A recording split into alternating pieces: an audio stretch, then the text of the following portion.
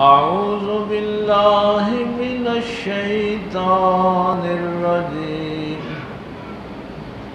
بسم الله الرحمن الرحيم. ويؤثرون على أنفسهم ولو كان بهم خصاصة. آمنت بالله صدق الله العظيم وصدق رسوله النبي الأمي الكريم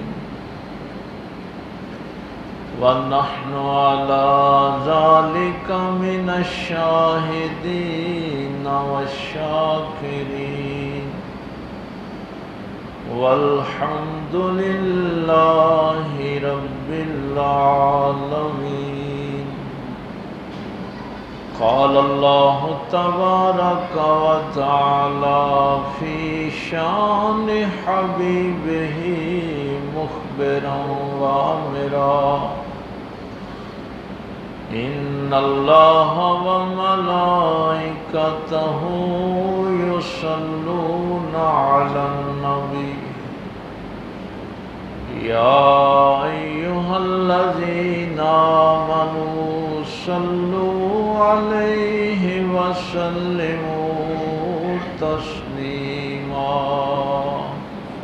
الصلاة والسلام عليك يا سيدي يا رسول الله وعلى آلك وأصحابك يا سيدي يا حبيب الله. الصلاة والسلام عليك يا سيدي يا رسول الله وعلى آلك وأصحابك يا سيدي يا حبيب الله. اللہ رب العزت کی حمد و ثنا کے بعد کہ جو اپنی ذات کے اعتبار سے بھی یکتا ہے اور صفات کے اعتبار سے بھی یکتا ہے، اللہ کا کوئی شریک نہیں، وہی اس کائنات کا خالق اور معبود برحق ہے. اسی نے انسان کو اشرف المخلوقات بنایا اور ہم سب نے پلٹ کر اسی اللہ کے حضور پیش ہونا ہے.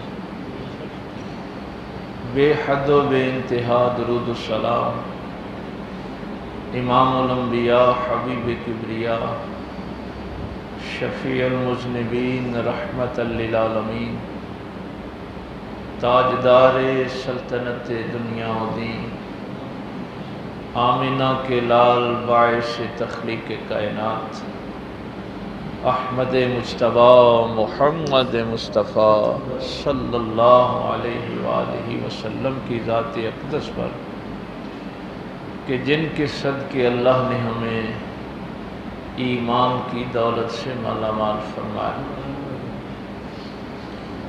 نہایت ہی واجب الاحترام معزز سامعین، بزرگوں، دوستوں، عزیز بھائیوں،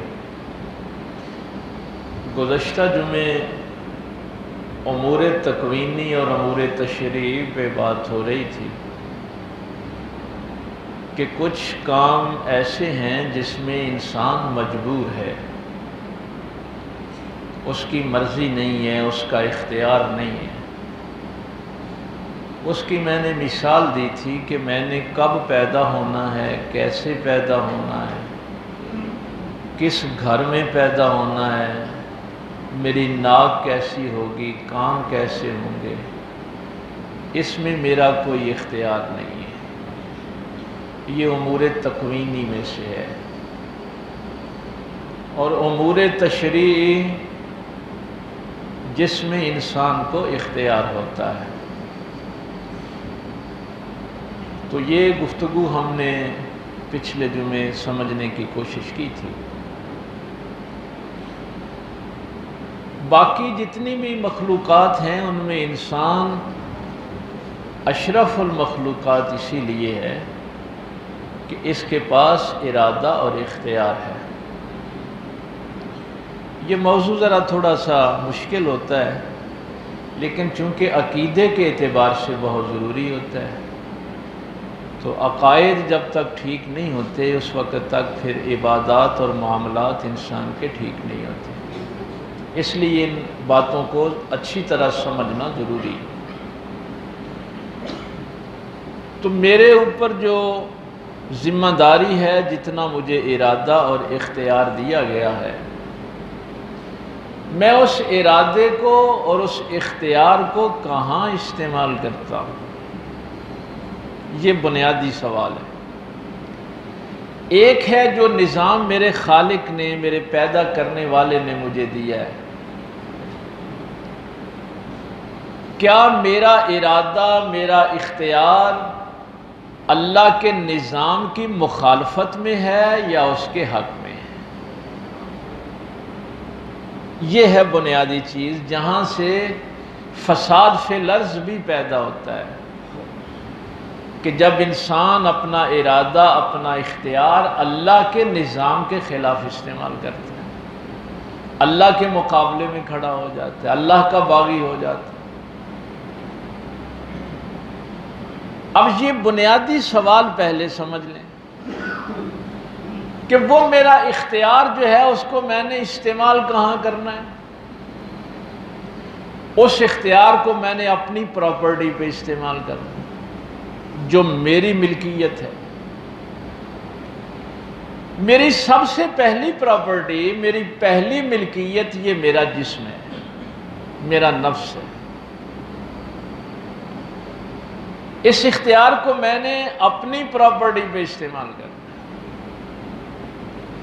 جو ہی میں اپنا یہ اختیار کسی دوسرے کی ملکیت پہ استعمال کروں گا تو فساد پیدا ہو جائے۔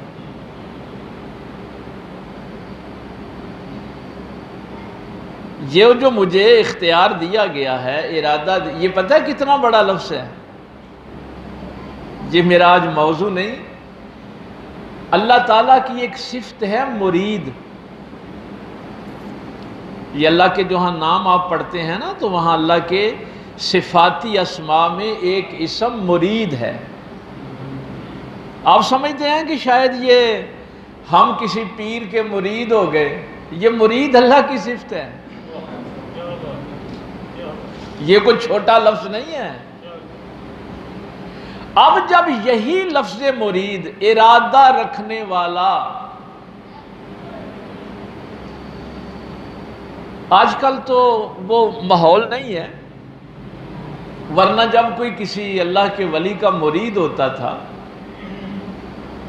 تو اس وقت یہ پوچھا جاتا تھا کہ یہ مہاجر کب ہوا ہے، یعنی کب اس نے ارادہ کیا تھا برائیوں کو چھوڑ کر نیکی کی طرف آنے کا، جب یعنی وہ اصل لمحہ تھا جب اس نے ارادہ کیا تھا۔ اللہ کو جب لفظ مرید، اس کی صفت استعمال کی جاتی ہے تو وہ ارادہ نہیں جو میرا ارادہ ہے۔ میرے ارادے تو ٹوٹتے بھی رہتے ہیں، کبھی پورے ہوئے کبھی نہ ہوئے۔ جب ہم اللہ کے لیے لفظ مرید استعمال کرتے ہیں، اس کا نام استعمال کرتے ہیں، اس کا مطلب ہے جو اپنے ارادے میں مختار ہے، وہ اپنے ارادے میں عاجز نہیں ہے۔ میں اپنے ارادے میں عاجز ہوں، اس لیے جب آپ اپنے آپ کو مرید کہتے ہیں تو مشرک نہیں ہوتے۔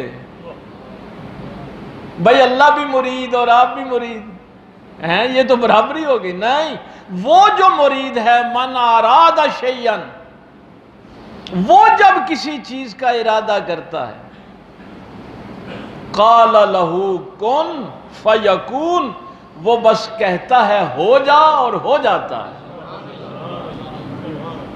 یہ اس کا ارادہ ہے۔ تو اس ارادے میں سے اس نے آپ کو خیرات دی ہے۔ ذرا تصور کریں کہ یہ کتنی بڑی نعمت سے آپ کو نوازا گیا ہے۔ یہ صفت اس نے فرشتوں کو نہیں دی، ارادہ و اختیار کی صفت اس نے فرشتوں کو نہیں دی، یہ صرف آپ کو عطا کی ہے۔ اس کو امام غزالی فرمایا کرتے تھے کہ 3 بڑی مخلوقات اللہ نے پیدا کی، فرشتے پیدا کیے، حیوان پیدا کیے اور انسان پیدا کیے۔ اگر یہ جملے آپ کے ذہن میں رہ جائیں، فرشتے وہ ہیں کہ جن کو عقل دی ہے، خواہشات نفس نہیں دی۔ فرشتوں کو بھوک نہیں لگتی، اس لیے وہ روٹی کمانے کا ارادہ ہی نہیں کرتے، ان کے بچے نہیں ہوتے، وہ بیمار نہیں ہوتے، ان کے پاس اس قسم کی کوئی چیز نہیں۔ حیوان وہ ہیں، جانور وہ ہیں جن کو خواہشیں دیں لیکن عقل نہیں دی۔ بھائی جانوروں کو بھوک بھی لگتی ہے، پیاس بھی لگتی ہے، بچے بھی جنتے ہیں، خوشی غمی بھی محسوس کرتے ہیں، لیکن عقل نہیں ہے۔ انسان وہ ہے جس کو عقل بھی دی اور خواہشات نفس بھی دی۔ انسان کو دونوں چیزیں عطا کی۔ اب یہ ایک جملہ، اس کو نہیں بلانا، اگر اس کی عقل خواہشوں پہ غالب آ جائے تو یہ فرشتوں سے افضل۔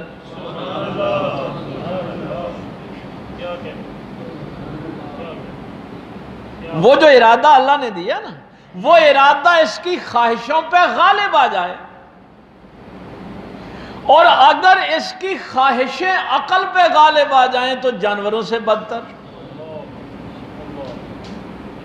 اب اس نے کس سٹیج میں رہنا ہے، یہ اس کو اختیار دیا گیا۔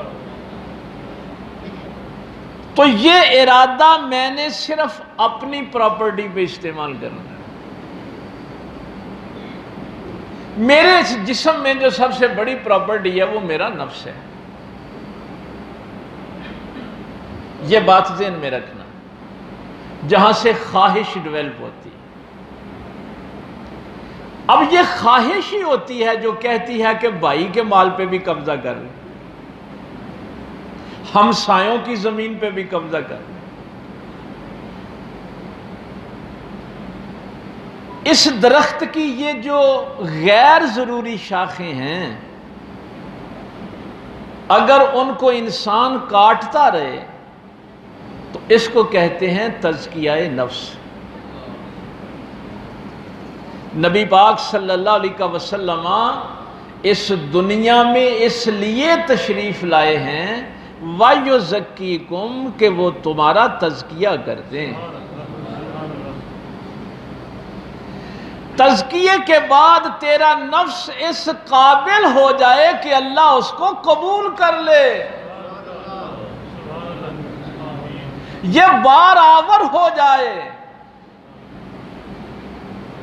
یہ نہ لوگوں کی پراپرٹی پہ قبضہ کرے بلکہ اس کو ایسا پھل لگے کہ لوگ اس کے گھر سے کھائیں۔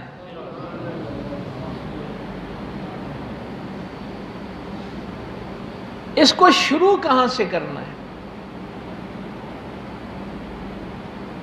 شروع یہاں سے کرنا ہے کہ مجھے میری حدود کا پتہ ہو۔ اگر میں حدوں میں رہتا ہوں تو یہ تزکیہ نفس کی ابتدا ہوتی ہے۔ غیر ضروری خواہشوں پہ جب آپ کنٹرول کرتے ہیں تو اس سے نفس مرتا نہیں ہے، بلکہ نفس کا تنا مضبوط ہوتا ہے۔ میرے اس نفس کو اجازت نہیں ہے کہ وہ کسی دوسرے کی عزت پہ حملہ کرے، کسی دوسرے کی جان مال آبرو کی حد کو توڑے۔ یہ اختیار اللہ نے مجھے اس لیے نہیں دیا، یہ اختیار اس لیے دیا ہے کہ میں اپنی خواہشوں پہ کنٹرول کروں۔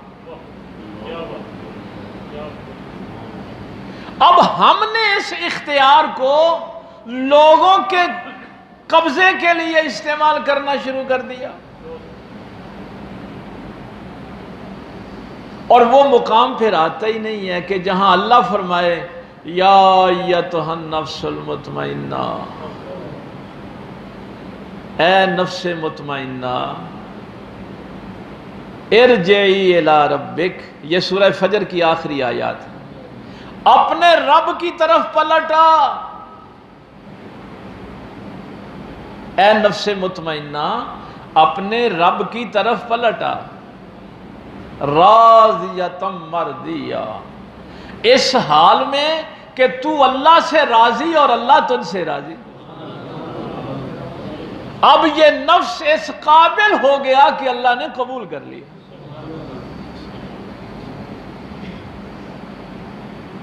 تو یہ اختیار کے حوالے سے پچھلے جمعے جو میں نے امور تشریع پہ بات کی تھی، یہ بہت ضروری تھا سمجھنا کہ اللہ نے یہ جو مجھے ارادہ اور اختیار دیا ہے، اس کو میں نے اپنی ہی پراپرٹی پہ استعمال کرنا ہے۔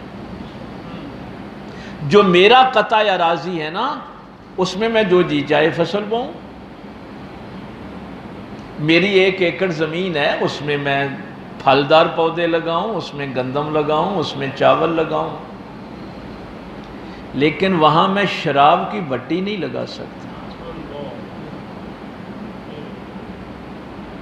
وہ میری پراپرٹی ہے نا، لیکن اس پراپرٹی میں وہ جو اللہ کے نظام کے خلاف بات ہے، وہاں میں نظام کے خلاف نہیں چل سکتا۔ جہاں سے میں نے بات شروع کی تھی کہ یہ میرا ارادہ اور اختیار اللہ کے نظام کی مخالفت میں ہے یا اس کی فیور میں ہے، لیکن یہ یاد رکھنا بالآخر غالب اس کے نظام نے آنا ہے۔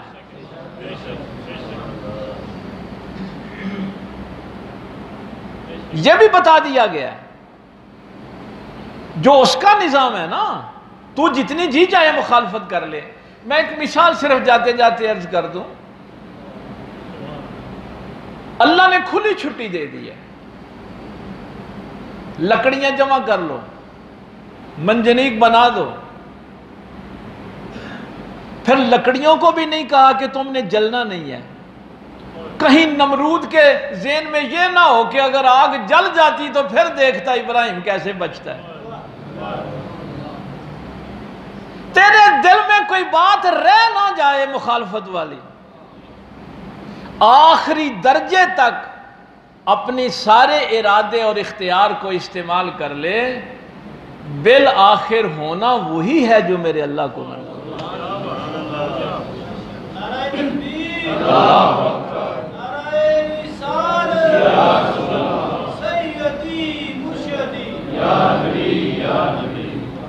انسان نے ہمیشہ اس ارادے کو اللہ کی مخالفت میں استعمال کیا۔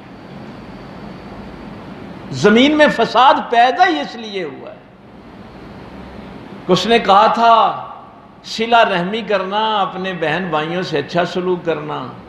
ہم نے کہا نہیں، اگر ان کی پراپرٹی بھی مجھے مل جائے۔ اس نے کہا تھا ہمسایوں سے اچھا سلوک کرنا، ہم نے نہیں کیا۔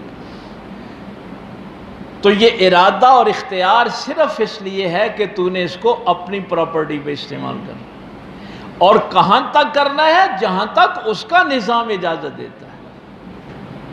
اپنے اوپر بھی اس کے نظام کی مخالفت میں تو نہیں جا سکتی۔ بات کچھ زیادہ پیچیدہ نہ ہو جائے۔ اب اس کا حل میرے پیغمبر نے کیا بتایا؟ چونکہ یہ جو نفس ہے نا، اس کے اندر اللہ نے یہ صلاحیت رکھی ہے کہ یہ پھیلتا بہت ہے۔ یہ پتہ ہے کتنا پھیلتا ہے؟ میرے پاک پیغمبر صلی اللہ علیہ وسلم فرماتے ہیں کہ اگر ایک سونے کی وادی آپ کسی شخص کو دے دیں تو وہ خواہش کرے گا کہ مجھے ایک وادی سونے کی اور دے دی جائے۔ اس کی حد، لالچ کی کوئی حد نہیں ہوتی کہ آپ کہیں کہ اس کو اتنی دولت مل جائے گی تو یہ اب راضی ہو جائے گا، نہیں۔ فرمایا اگر دوسری وادی دے دو تو یہ تیسری کی خواہش کرے گا۔ اور پھر میری سرکار صلی اللہ علیہ وسلم نے فرمایا کہ یہ جو خواہشیں غیر ضروری ہیں، یہ خواہشوں کا پیٹ صرف قبر کی مٹی سے ہی بھرتا ہے، ادھر نہیں بھرتا۔ اس کے اندر اللہ نے صلاحیت رکھی ہے کہ یہ نفس جو ہے نا، یہ پھیلتا بہت ہے، بڑھتا ہے، یہ پھیلنے کی صلاحیت اس میں اللہ نے رکھی۔ اب یہ آیت جو سورہ حشر سے میں نے تلاوت کی ہے، شاید یہ مجھے ذہن میں نام نہیں رہا، لیکن عیسائیوں کا ایک محقق ہے، اس نے یہ جملہ لکھا تھا۔ اس نے کہا کہ مکے میں، جزیرۃ العرب میں بڑا فساد تھا، نسل در نسل لوگوں کو غلام بنا لیا جاتا، عورتوں کو لونڈیاں بنایا جاتا، غلاموں کو مارا جاتا، یتیموں کے مال چھین لیے جاتے، جو نبی پاک صلی اللہ علیہ وسلم کی آمد سے پہلے مکے کا حال تھا۔ بچیوں کو زندہ درگور کر دیا جاتا، بڑا ہی ظلم تھا، سود عام تھا، قتل و غارت عام تھی، بے حیائی عام تھی۔ وہ محقق کہتا ہے کہ نبی پاک صلی اللہ علیہ وسلم نے کیا کیا کہ وہاں امن آ گیا؟ کیا نبی پاک نے ہر بندے کو کروڑ کروڑ روپیہ دے دیا تھا، یا ہر بندے کو فیکٹری لگا دی تھی، کوٹھیاں بنا کے دی تھی؟ حال تو ان کا یہ تھا کہ ایک وقت کا کھانا ہے تو دوسرے وقت کا موجود ہی نہیں، کپڑے ہیں تو پھٹے پرانے ہیں۔ کئی دفعہ ایسے ہوتا تھا کہ ایک بندہ اپنی چادر لپیٹ کے نماز پڑھتا تو پھر دوسرے کو دیتا کہ تو بھی پڑھ لے۔ اس کیفیت میں امن کیسے آ گیا؟ تو اس نے بڑا جملہ لکھا ہے۔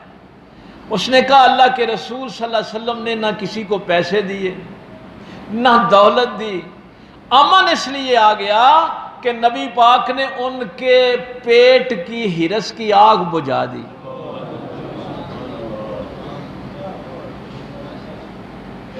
اس نفس کو پھیلایا کس لیے؟ ایثار کے لیے، دوسروں کی پراپرٹی پہ قبضہ کرنے کے لیے نہیں، بلکہ اپنی پراپرٹی دوسروں پہ قربان کرنے کے لیے۔ یہ قرآن کریم کہہ رہا ہے کہ اگر تم اپنے نفس کا تزکیہ کرنا چاہتے، اس کو پاک کرنا چاہتے، اس کو بارآور کرنا چاہتے ہو کہ یہ اللہ کی بارگاہ میں مقبول ہو جائے، یہ نبی پاک صلی اللہ علیہ وسلم کی بارگاہ میں مقبول ہو جائے، تو اس کا صرف ایک ہی حل ہے کہ اس کو ایثار کی عادت ڈالو۔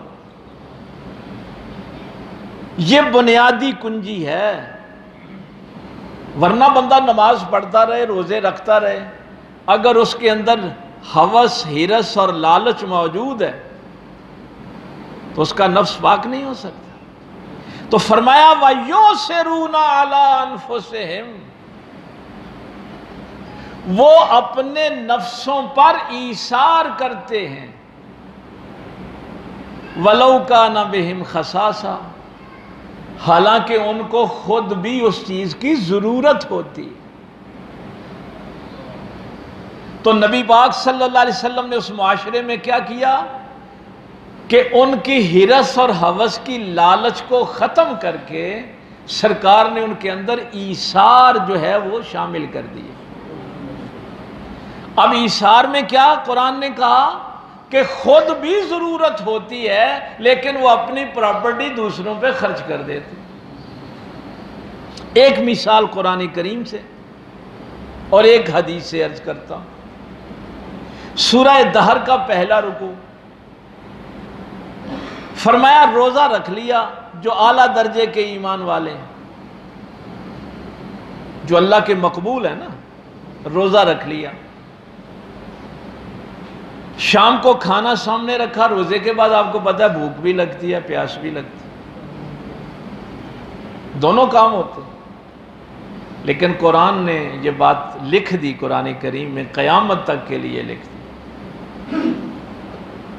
کہ کھانا سامنے رکھا ہے، پانی سامنے رکھا ہے، بھوک پیاس شدت کی ہے، دروازے پہ کوئی کہہ رہا ہے کوئی ہے جو مسکین کو کھانا کھلائے، وَيُطْعِمُونَ الطَّعَامَ عَلَى حُبِّهِ، وہ کھانا کھلاتے ہیں اللہ کی محبت میں۔ تو جس نفس میں اللہ کی محبت آ جاتی ہے اس کے اندر ایثار آ جاتا ہے۔ ایثار آ جائے تو وہ فسادی نہیں ہوتا، وہ دہشت گرد نہیں ہوتا۔ فساد کرتا ہی اس وقت ہے جب لالچ کرتا ہے کہ میں دوسروں کی جائیدادوں پہ قبضے کروں۔ کھانا اٹھایا مسکین کو دے دیا، اگلے دن پانی سے پھر روزہ رکھ لیا، اب دروازے پہ افطاری کے وقت کھانا سامنے پڑا ہے اور دروازے پہ کوئی کہہ رہا ہے کوئی ہے جو یتیم کو کھانا کھلائے۔ کسی نے نہیں کہا کہ کل بھی ایثار کیا تھا اب ہر روز ہی تو نہیں نہ کرنا، وہ بڑا ہو گیا ہے کل بھی دے دیتا سی نا ابھی بھی بھوک لگی۔ نہیں، فرمایا یہ ہیں اعلیٰ درجے کے ایمان والے جن کا تزکیہ ہو چکا ہے، جنہوں نے پاک پیغمبر سے فیض پا لیا، جن کو سرکار کی رحمت سے حصہ مل گیا ہے۔ کھانا اٹھایا اور یتیم کو دے دیا۔ تیسرے روز اب بھوک کا کیا عالم ہوگا؟ 3 دن کی بھوک کے بعد کیا عالم ہوتا ہے؟ اب جب افطاری کا وقت آیا تو دروازے پہ کسی نے کہا کوئی ہے جو قیدی کو کھانا کھلائے۔ لوگ کہتے ہیں ہم نبی پاک کی اہل بیت جیسے ہو جائیں۔ یہ گرانہ سرکار مولا علی کرم اللہ وجل کا، سیدہ فاطمہ تو زہرا سلام اللہ علیہ، حسنین کریمین بیمار ہو گئے تھے تو نظر مانی تھی کہ یہ صحتیاب ہوں گے تو ہم 3 دن کے روزے رکھیں گے، اور ان روزوں کا اللہ نے امتحان لے لیا کہ ایثار کے کس درجے پہ پہنچے۔ اس لیے یہ کلید، یہ چابی ہمیشہ ذہن میں رکھنا کہ میں اپنا ارادہ اور اختیار اسی وقت صحیح استعمال کر سکتا ہوں اگر میرے اندر ایثار ہے۔ اگر ایثار کی صفت نہیں ہے تو یہی ارادہ اور اختیار اللہ کی مخالفت میں استعمال ہوگا، یہی ارادہ اور اختیار فرعون بنے گا، یہی قارون بنے گا، یہی ارادہ اور اختیار قتل و غارت کا سبب بنے گا، فساد فی الارض کا سبب بنے گا۔ یہ اموری تشریع جو ہیں یہ سارے آپ کب کر سکتے ہیں جن میں آپ کو اختیار ہے؟ جب آپ کے اندر ایثار موجود ہو۔ اور اگلی آیت میں پتہ ہے اللہ نے کیا فرمایا؟ لا نرید منکم جزاء ولا شکورا۔ 3 دن خود بھوکے رہے، یتیم کو کھانا کھلا دیا، مسکین کو کھلا دیا، قیدی کو کھلا دیا۔ کوئی یتیم قیدی وہاں نہیں آیا تھا، وہ جبریل آتا تھا امتحان لینے کے لیے۔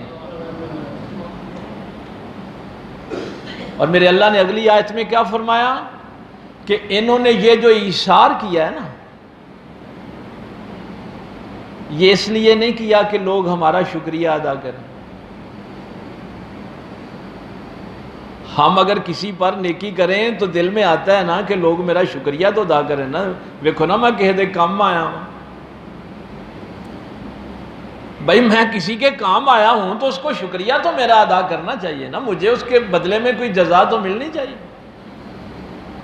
میرا اللہ فرماتا ہے کہ انہوں نے 3 دن بھوکے رہ کے اللہ کی راہ میں ایثار کیا، لیکن دل میں یہ بھی خیال نہیں آیا کہ یہ کوئی ہمارا شکریہ ہی ادا کرے، کوئی اس کا عوض ہمیں کوئی تحفہ طائفی دے۔ نہیں، اس لیے کہ یہ جو کچھ بھی کرتے ہیں اپنے اللہ کو راضی کرنے کے لیے۔ اور دوسری میں نے حدیث شریف آپ کے سامنے رکھنی تھی۔ کہ نبی پاک صلی اللہ علیہ وسلم جب فرماتے ہیں کہ اس مہمان کی کون خدمت کرے گا؟ اللہ اکبر۔ بھائی آپ سارے ماشاءاللہ سیانے لوگ بیٹھے ہیں، مجھے نہیں پتا کہ میرے گھر میں کھانا ہے یا نہیں ہے۔ اپنے گھر کی بھی بھلا کسی کو کوئی بھلیکھا ہوتا ہے؟ ہر بندے کو پتا ہوتا ہے میرے گھر میں کیا ہے۔ لیکن سرکار نے حکم دیا، گھر لے گئے، بیوی سے کہا کہ یہ مہمان نبی پاک نے دیا ہے۔ اب اگر وہ مجھے شیخ سعدی کا جملہ یہاں بڑا یاد آتا ہے، یقین جانیں شیخ سعدی فرمایا کرتے تھے کہ اگر بیوی نیک ہو تو فقیر کو بھی بادشاہ بنا دیتی۔ بیوی نیک ہو تو فقیر کو بھی بادشاہ بنا دیتی، اور بیوی بدکار ہو بے حیا ہو تو بادشاہ کو بھی فقیر بنا دیتی۔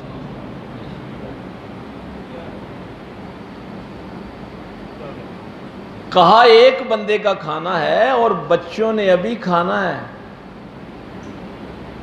بچے بھی بھوکے ہیں۔ اب کیا میرے پاک پیغمبر صلی اللہ علیہ وسلم نے وہ معاشرہ تشکیل دیا تھا، وہ ان گھروں میں کھانا نہیں تھا لیکن سکون تھا، اطمینان تھا، دنیا میں جنت کی مثال تھی۔ اب بیوی نے یہ نہیں کہا کہ بچے بھوکے مر رہے ہیں میں تیرے پرونے نو کیا کھا ہیں، جا چھڑے نو جتوں لے گئے ہیں۔ کہا اچھا ایسا کرتے ہیں کہ میں نا بچوں کو کسی طریقے سے کو پانی وانی پلا کے سلا دیتی ہوں۔ یہ کہنا بڑا آسان ہے، ایک ماں کے لیے اپنے بچوں کو بھوکا سلانا یہ بہت مشکل کام ہے، لیکن تزکیہ نفس کا معیار دیکھیں کیا ہوتا ہے، ارادہ و اختیار اللہ کے لیے استعمال کرنا کیا ہوتا ہے۔ بچے تو سلا دیے، اب فکر کیا ہے؟ یہ قرآن کی آیت اب ذہن میں رہے، فکر یہ ہے کہ اگر میں بھی ساتھ کھانا کھانے بیٹھ گیا تو مہمان کہیں بھوکا نہ رہ جائے۔ یہ ہیں پھلدار درخت، یہ بار آور درخت ہیں، یہ بجائے لوگوں کا چھیننے کے ان کے گھروں سے لوگ پھل کھاتے ہیں آگے۔ اچھا آپ میاں بیوی مشورہ کرتے ہیں کہ آپ مہمان کے سامنے جب کھانا رکھیں تو میں دیا صحیح کرنے کے بہانے دیا بجھا دوں گی، آپ ویسے ہی منہ ہلاتے رہیں اور مہمان جی بھر کے کھانا کھا۔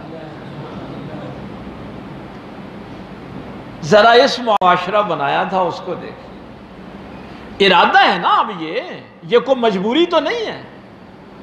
جہاں میں آپ کو لے کے آنا چاہتا تھا، یہ بچے بھی سلائے ہیں تو ارادے سے سلائے ہیں، دیا بھی بجھایا ہے تو ارادے سے بجھایا ہے، خود بھوکے سوئے ہیں تو ارادے سے سوئے ہیں۔ یہ سارا ارادہ جو اللہ نے دیا تھا اللہ کی بندگی میں استعمال ہوا۔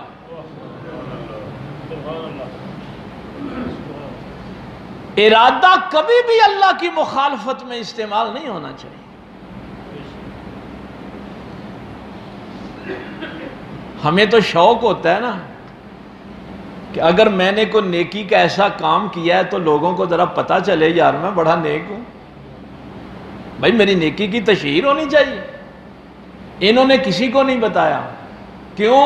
وہ کہتے ہیں اللہ تو دیکھ رہا ہے نا، لوگوں کو بتانے کی کیا ضرورت ہے۔ لیکن لجپال آقا بھی تو بے خبر نہیں ہے نا غلاموں سے۔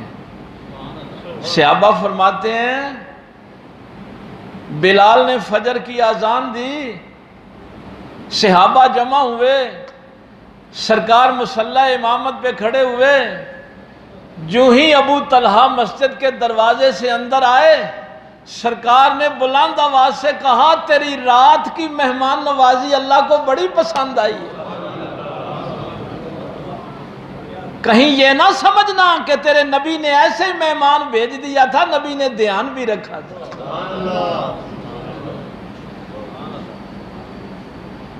تو یہ اللہ تعالیٰ نے جو انسان کو ارادہ اور اختیار کی نعمت دی ہے، اس کو کبھی بھی اللہ کے نظام کے خلاف استعمال نہیں کرنا، اور اپنے نفس کی یہ جو غیر ضروری خواہشات ہیں، یہ شاخیں جو غیر ضروری نکل آتی ہیں، ان کو کاٹتے رہنا ہے، اور اس کا یہی ایک حل قرآن نے دیا ہے اور میرے پاک پیغمبر صلی اللہ علیہ وسلم نے دیا ہے۔ یہ جتنی بھی آپ اعلیٰ کوالٹیز استعمال کرتے ہیں نا، فلاں بندہ بڑا وفادار ہے، فلاں بڑا عادل ہے، فلاں بڑا محبت کرنے والا ہے، بڑی رواداری ہے فلاں کے اندر، درگزر کرنے والا ہے، یہ جتنی بھی اعلیٰ صفات ہیں یہ ایثار سے ہی پیدا ہوتی۔ اگر یہ ایک صفت انسان کے اندر آ جائے تو باقی ساری کی ساری اعلیٰ انسانی خصلتیں انسان کے اندر آ جاتی ہیں۔ اب یہ اس مقام پہ پہنچتا ہے کہ فرشتے ہاتھ باندھ کے اس کی بارگاہ میں کھڑے رہتے ہیں، اب یہ فرشتوں سے افضل بنتا ہے۔ تو اس لیے کبھی بھی اپنے ارادے کو اللہ کی مخالفت میں استعمال نہیں کرنا۔ اللہ تعالیٰ عمل کی توفیق دے۔ وآخر دعوانا